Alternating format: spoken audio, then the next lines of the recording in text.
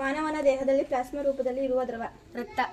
ದೇಹಕ್ಕೆ ಆಕ್ಸಿಜನ್ ಒದಗಿಸುವ ರಕ್ತಕಣ. ಕೆಂಪು ರಕ್ತ ಕಣಗಳು. ನಮಗೆ ಗಾಯವಾದಾಗ ರಕ್ತವನ್ನು ಹೆಪ್ಪುಕಟ್ಟಲು ಸಹಾಯ ಮಾಡುವ ರಕ್ತಕಣ. ಕಿರುತಟ್ಟೆಗಳು. ನಾಡಿ ಮಿಡಿತವನ್ನು ವ್ಯಕ್ತಪಡಿಸುವ ದರವೇ ನಾಡಿ ಮಿಡಿತದ ದರ. ಹೃದಯ ಬಡಿತವನ್ನು ಅಳತೆ ಮಾಡಲು ಬಳಸುವ ಉಪಕರಣ. ಸ್ಟೆಥೋಸ್ಕೋಪ್. ಯಾವುದೇ ಪರಿಚಲನಾವ್ಯೂಹವಿಲ್ಲದ ಪ್ರಾಣಿ.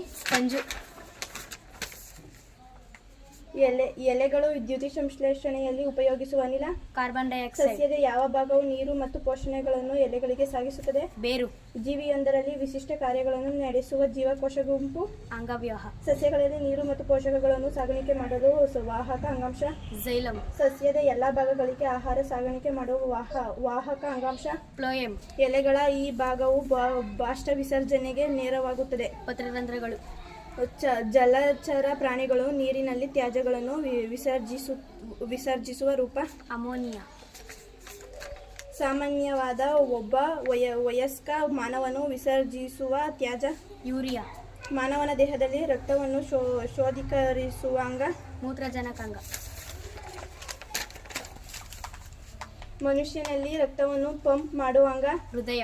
ಝೈಲಮ್. ಸಸ್ಯಗಳಲ್ಲಿ ಇದರ ಸಾಗಾಣಿಕೆಯ ಹೊಣೆ ಹೊರುತ್ತದೆ. ನೀರು ಮತ್ತು ಖನಿಜ. ಮನುಷ್ಯನ ರಕ್ತದ ಕೆಂಪು ಕಣಕ್ಕೆ ಕಾರಣ. ಹಿಮೋಗ್ಲೋಬಿನ್.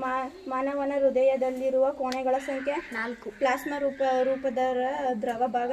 ರಕ್ತ. ಸೋಂಕುಗಳ ವಿರುದ್ಧ ಹೋರಾಡುವ ರಕ್ತ ಘಟಕ.